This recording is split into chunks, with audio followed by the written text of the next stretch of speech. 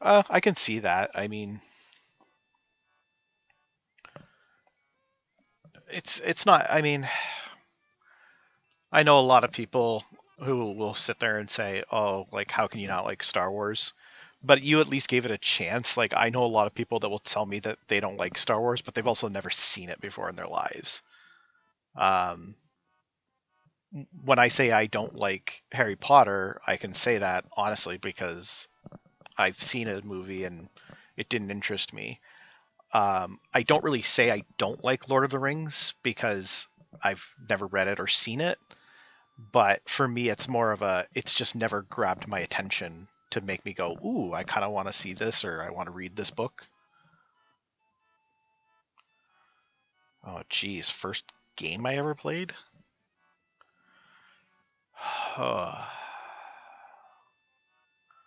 Probably Pac-Man, to be honest.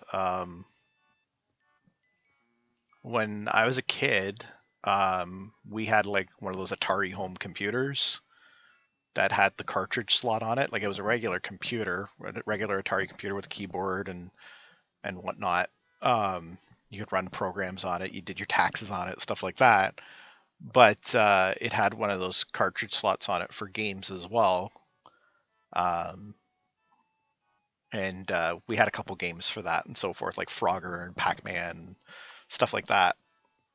So that's probably the first video game I ever played, but honestly, I don't remember. Um, my first my first game console that I owned was an original Nintendo, which I bought with my own money. Um,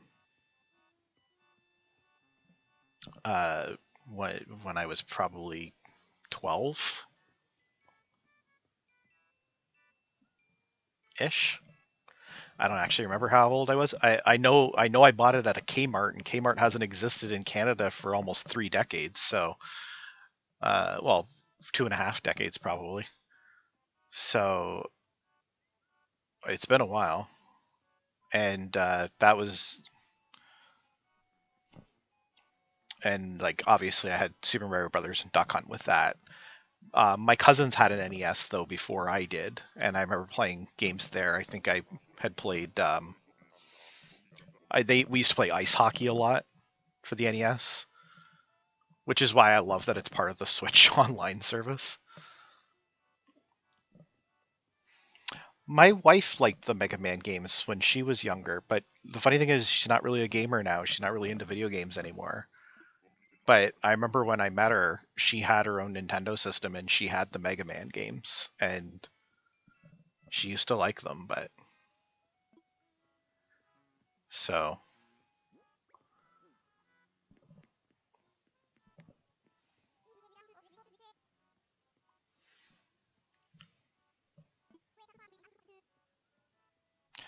I have not had all the consoles. I've had most of the consoles though.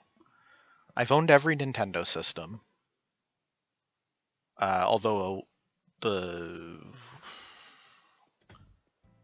I have the like I've owned every Nintendo console, but the only ones I currently own are obviously the Switch, the Wii U, the Wii, the GameCube, and I do have one of those Retron machines that runs NES and Super NES games, but I don't have an actual NES and Super NES anymore, and I really would like to get my hands on a Nintendo 64 again. For Sega, the only console I ever actually owned from Sega, and I actually own one currently, is a Sega Genesis. Um, I've never owned any of the other Sega systems. I almost try. So, side note, real quick, my parents work for a thrift store, a charity thrift store, and they get a lot of video game stuff donated, old video game stuff. And the other day, I was at my parents' house trying to. I actually had to pick something up from their place, and while I was there, my dad's like, "Hey, can you help me?" My dad is the one that basically tests all the video game stuff that they get to make sure it works. But every once in a while, he's not 100% sure about what goes with what and so forth. Um, oh, hey, I just realized I misspoke. I literally looked over as I was talking.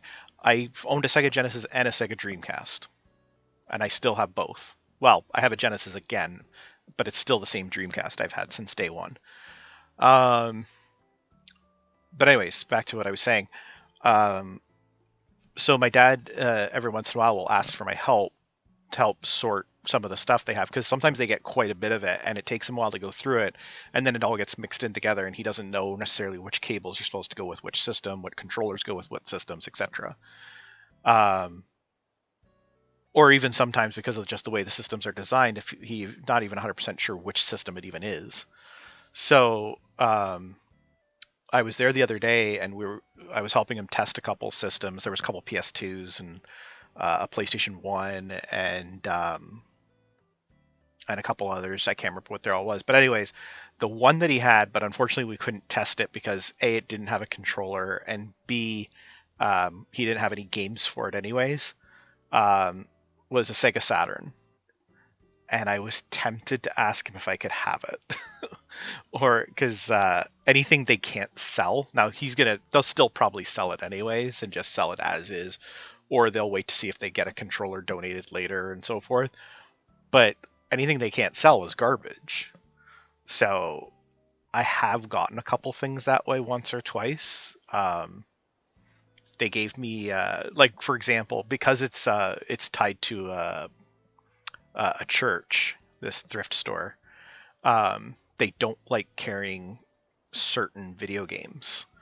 So I have a copy now of like Mortal Kombat 9 or whatever it was for Xbox 360, because they were like, yeah, no, we won't sell that. Like, all right. But anyways, uh, so yeah, so I've owned all the Nintendo systems at one point or another, and that includes the handhelds too. Owned all the handhelds. I only have a 3DS now though. The only Sega systems I owned was a Genesis and a Dreamcast. I would love to get my hands on a Saturn one day. Um, for Sony, I've owned all but the PlayStation 2. Xbox, I've owned everything. And I guess that's more or less it. Like, obviously, no, I never owned an Atari Jaguar, though, or a 3DO, or any of those one-off consoles. Never owned any of those. Um, I did have a TurboGrafx 16, though, and there is part of me that regrets selling it. Because that was a pretty cool system. My friend had one growing up, too. We used to play it all the time. Used to play Aero Blasters on that.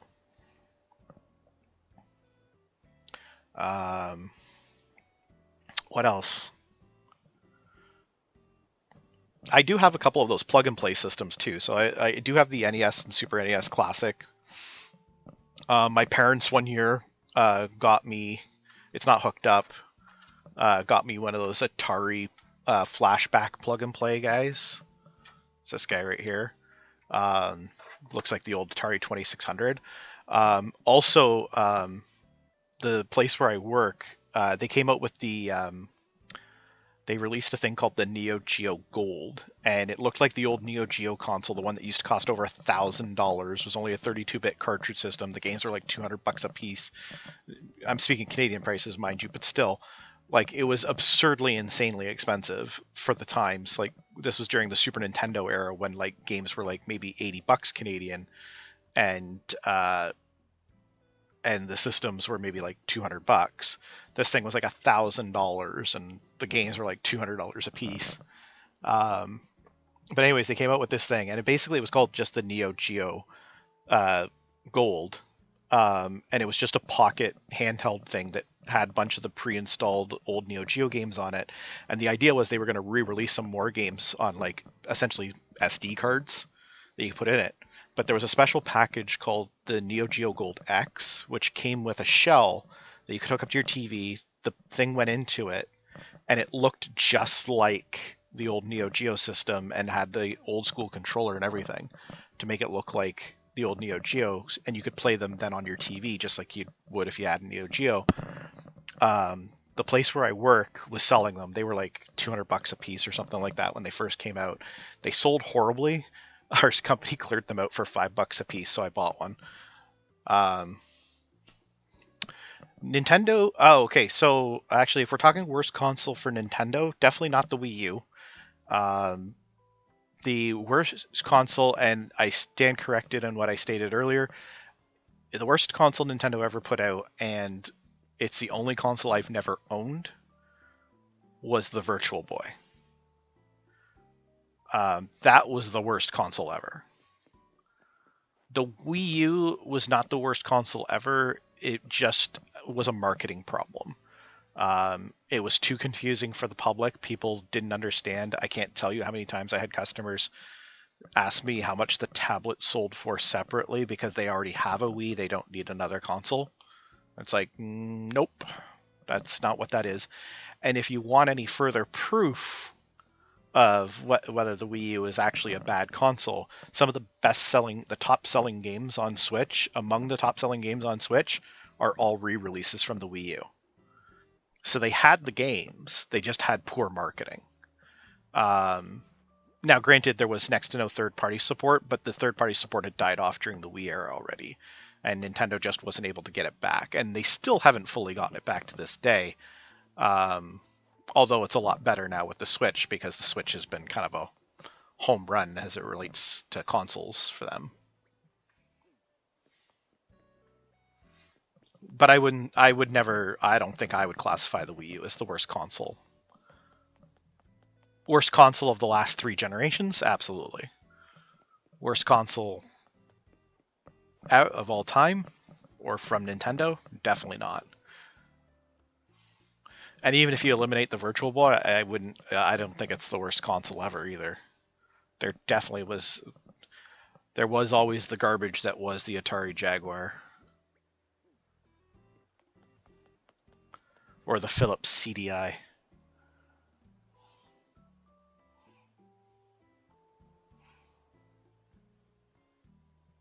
Absolutely. Yep. Mario Maker is fantastic. It was a great idea. I mean, I'm sure some people would argue that it was just Nintendo responding to modders. But you know what? I'm okay with that. I've done everything on this day, so I'm going to move on to the next day.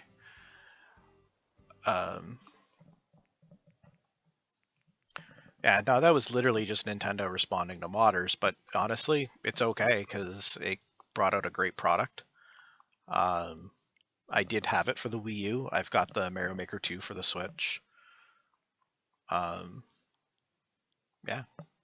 no complaints here. Oh, Elena's online.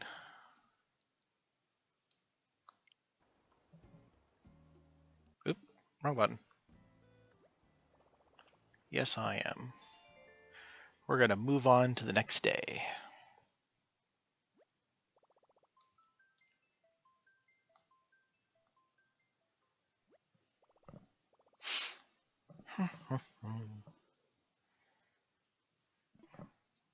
My mother-in-law was cleaning up upstairs and she actually found this. Sorry, I keep forgetting where the camera is.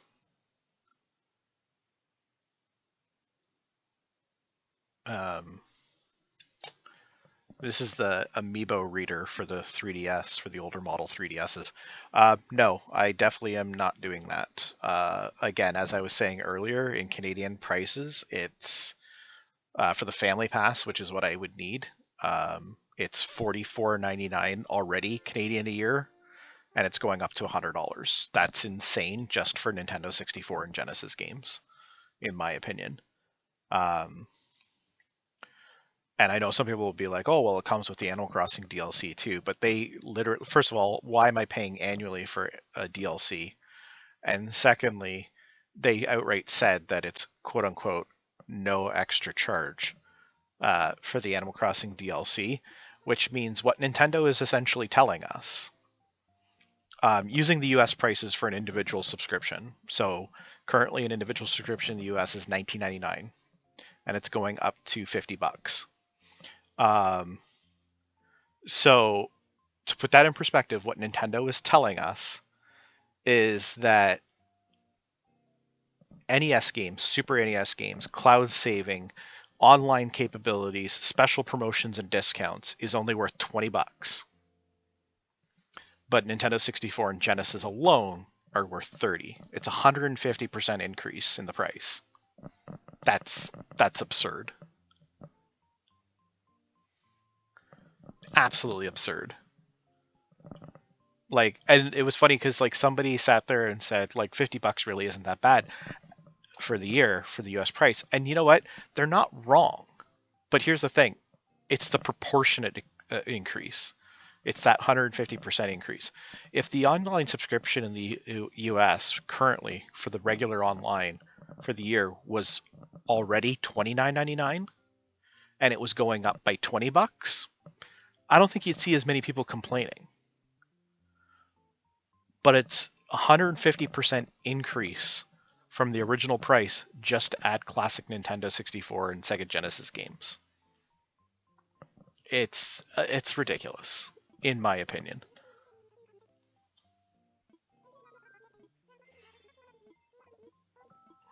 So,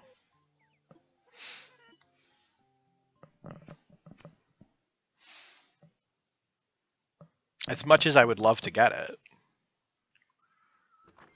it just doesn't make sense. A lot of those games I can play still on my Wii U and on my Wii, um, or for the Genesis games, I've got some of them already. So again, it doesn't seem worth it.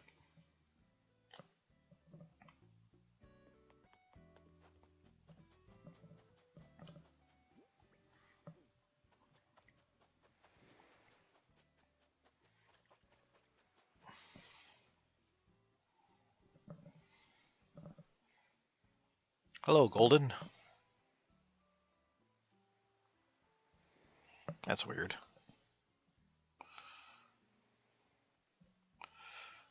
Your message came up in my streaming software, but not in the chat thing I've got open on my phone.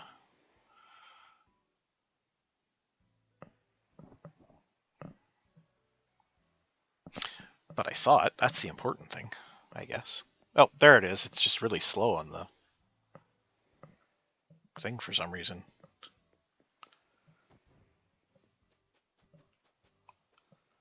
How are you doing tonight?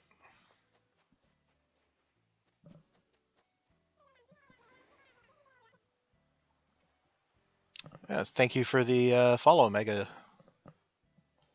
Much appreciated.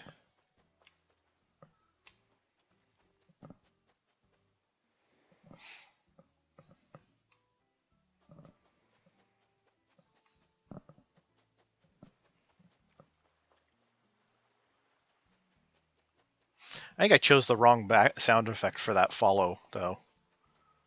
Last time somebody followed me and that went off, I almost didn't notice because it's like the normal Animal Crossing chatter stuff. But just like this time, I was nowhere near anybody that I would have been chatting with, so it's like, but I still almost didn't notice anyways because it threw me off. That's okay.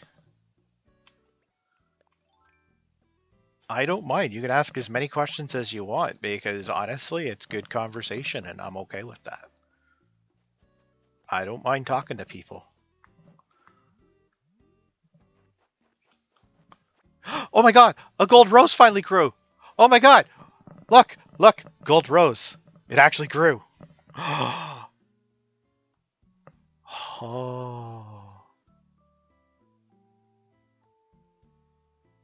Well, shit, that took a lot longer than I thought it was going to take, but nonetheless, I got a gold rose. Okay. I was almost getting ready to give up on it.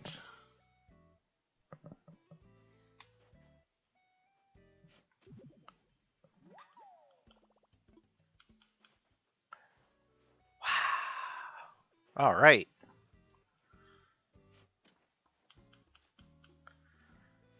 So we'll move that gold rose to where it needs to go.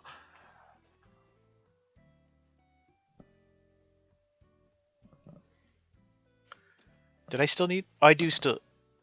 Did I still need purple roses? I must still need purple roses. Why else would I still have them out there for breeding? Where do I still need purple roses?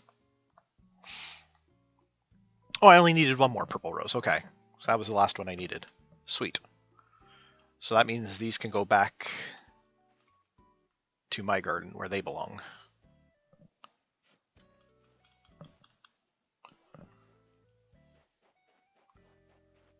But still not the other one stuff I need. But progress. We got a gold rose. And we got the purple roses I need. Wait. Going the wrong. I gotta put the purple roses back first.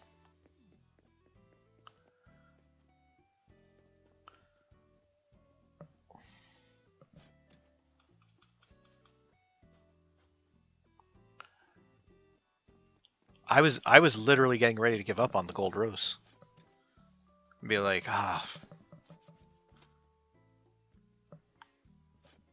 Although to be fair, while I was having stream problems and trying to reboot, I did send a message to my friend Brooke. I don't think she's online anymore. I could be wrong. Oh no, she's still on. I sent a message to Brooke. Where is it here? Oh, because I changed days, right? Never mind. And it basically was just, hey, you don't have any green mums, do you? Because I was like, because again, I figured, well, maybe if I can get a green, like just one green mum from somebody, maybe I can try that way. Oh, right. Put the purple roses back first.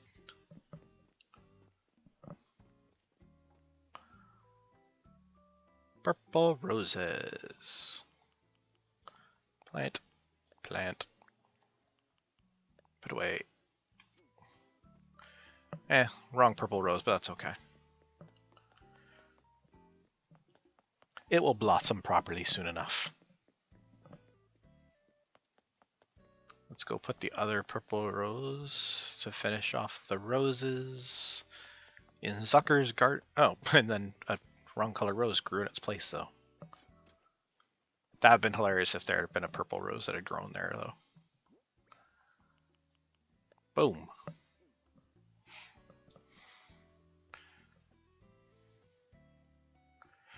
It doesn't actually destroy them, though. That's the good news. They'll grow back. You can't actually destroy them. Like, I can sit there and I can... See? It just goes back to the blossom thing when it first grows through. The next day, it'll be back to normal.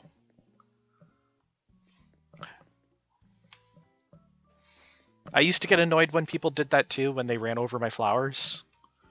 And then but then I realized it's like, it doesn't matter.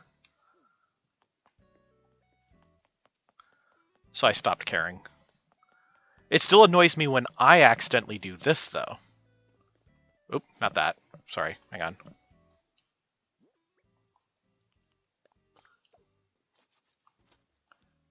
When I accidentally do this. That still bugs me. But again, same thing. It's just going to grow back.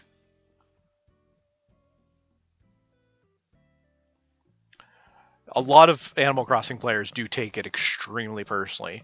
And again, like I said, it still bothers me when I do what I just did there, where I pick the flower. It annoys me when I do it. And it does annoy me when I accidentally run over a flower and destroy it too.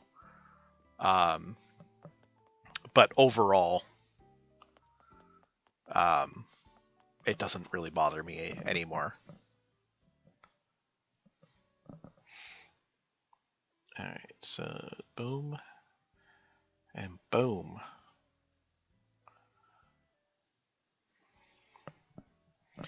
Yeah.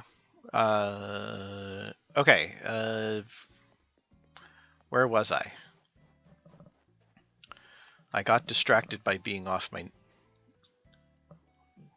normal routine. All right. Yeah, so supposedly crossbreeding purple mums makes green mums. Uh, Crossbreeding the red and blue pansy make purple pansies. And crossbreeding two orange tulips apparently makes purple tulips. But so far I've had no dice with that.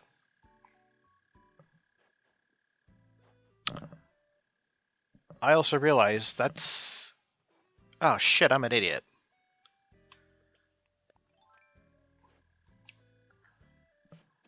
It's purple windflowers I need, not pansies.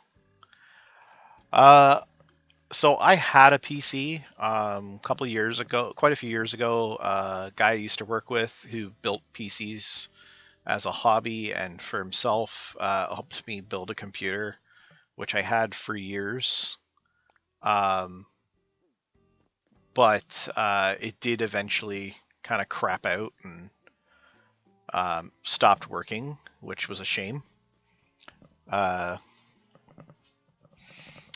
so I haven't had an actual full-on PC since. I've had a laptop and I've had a couple Surfaces. The Surfaces I primarily use um, for work stuff, but I just had to get a new Surface not that long ago. It is more powerful than my laptop, which is actually what I'm running the stream off of, is the Surface right now. Um, I do want to get a PC again, um, but yeah, that's just a bad idea financially for me right now. Um, Hopefully that will change one day somehow. I don't know how, but here, for now I'm making do.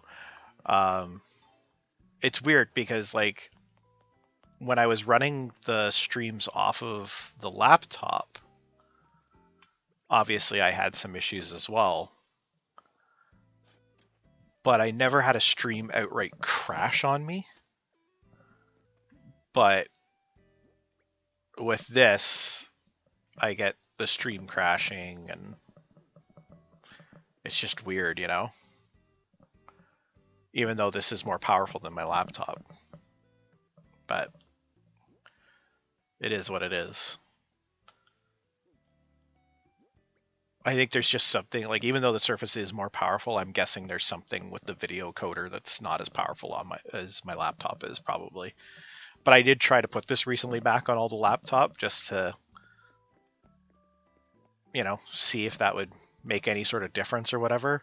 And that was a bad idea. So it's back on the Surface again because overall, I've had, I'd say, as annoying as it is that the stream sometimes crashes on me and stuff like that, uh, I would, I'd rather run off the Surface still, I think. And again, hopefully one day, um, I'll be able to get something of high enough caliber that can handle all this.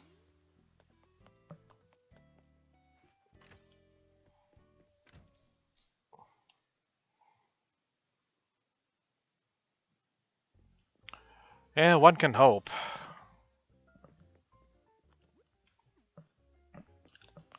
I mean, truth is, I haven't been streaming consistently for very long. I probably originally created my Twitch account like quite a few years ago, probably actually when the PlayStation 4 came out, only because of the integration of Twitch into it. And I was like, oh, let's try that out. And it worked pretty good. Um, Obviously, I have a lot more success streaming on Twitch when I'm streaming directly through my PlayStation or Xbox. I don't have this type of issues, but you can't have the cool overlays, and obviously I can't use my Switch either. Um, I think it would actually be pretty cool if Xbox had, because they've got the, I mean, they don't have it on the new Series X consoles, but on the Xbox One they had the pass-through port for the HDMI. I think it would have been pretty cool if they had allowed that to somehow work as for streaming. Um,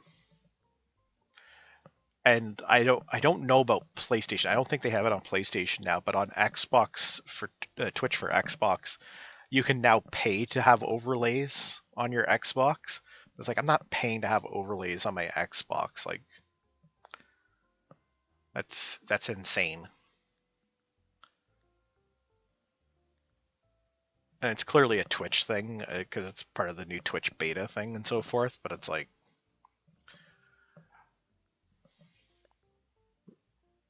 it's not what I wanted. I wanted to see if they had the song I need. Nope.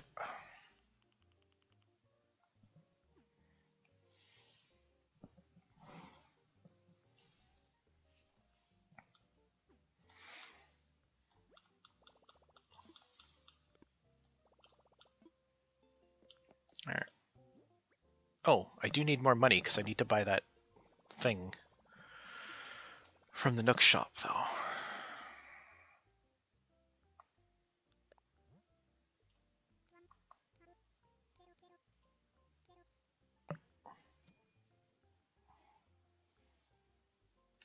I do have a YouTube channel too, and I have 152 subscribers on that. Um, I agree and disagree with that at the same time.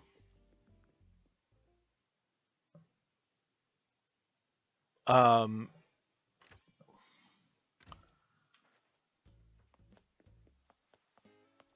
so I would say it's easier in the sense that um,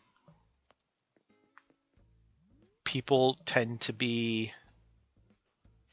more willing to basically follow and subscribe and that type of stuff on YouTube, mainly because there's no, like, obviously right now I'm not a Twitch partner, so there's no subscription or anything like that at this point. But it's with YouTube there's no paid subscription type stuff. Um, so I think people are more willing to say, yeah, hey, okay, I'll follow you, kind of thing, right? Um, and I do agree with that too. Yeah, I would say you do get seen a little bit better on YouTube as well overall. Uh, that said, um, I don't find that YouTube is necessarily better for connecting directly for live streaming and so forth. I mean, unless you really know what you're doing.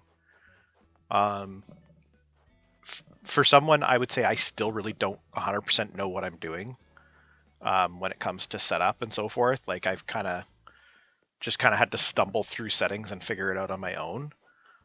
That was a lot easier to do on Twitch than it was on YouTube. Um, I mean that's probably changed a little bit now too, because it does, like, even this software I'm using now, which is different than what I was using a year ago, does seem to, if I wanted to be easier to integrate into YouTube. Um, so, and again, obviously the PlayStation 4 itself also, just like Twitch, can connect directly to YouTube as well.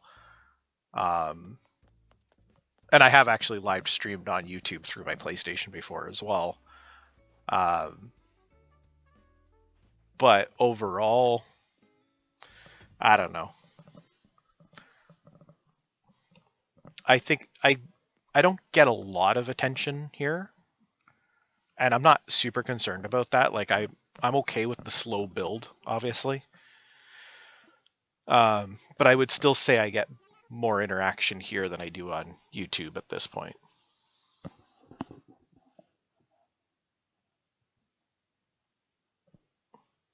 Nice.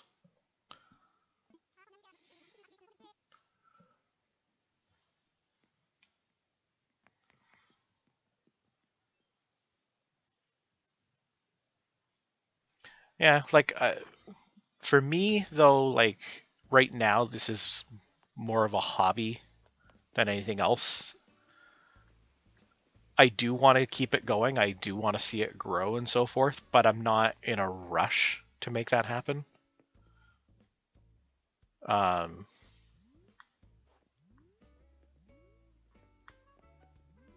so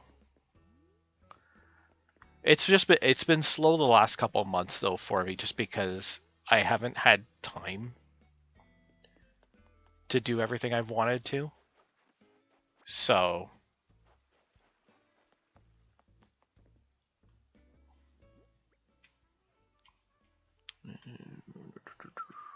two more, one more, one more. And I still have to find whoever's got the DIY for me.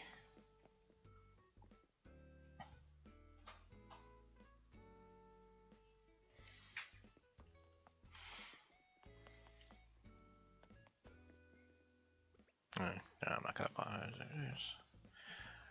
it. Whoop.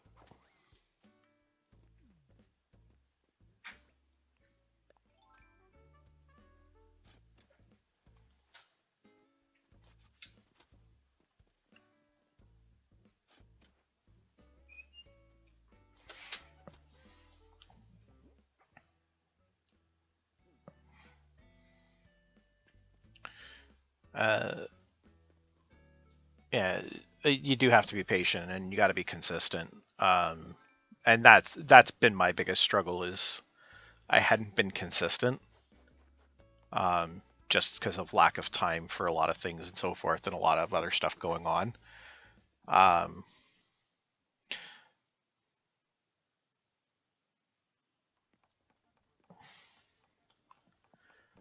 yeah,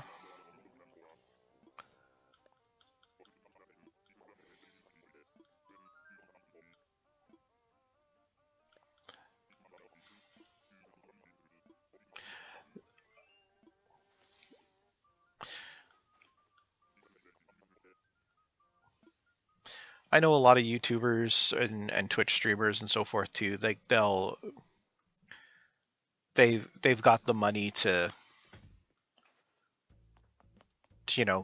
get the high end stuff almost right away. Some of them do, and I know some of them do start out minimal, just like I have, just like you say you have as well. I know that can happen, but I think more often than not, a lot of them do. Like they invest a large amount of money to get themselves started and so forth, and that's fine. That's definitely fair. Um, yes, you can. Well, you can swear on YouTube too, as long as you don't want to monetize your videos. Um, but yeah, I know some probably just spend a large amount of money, and because their stuff looks so professional right from the start, I'm sure they have a slightly easier time getting started than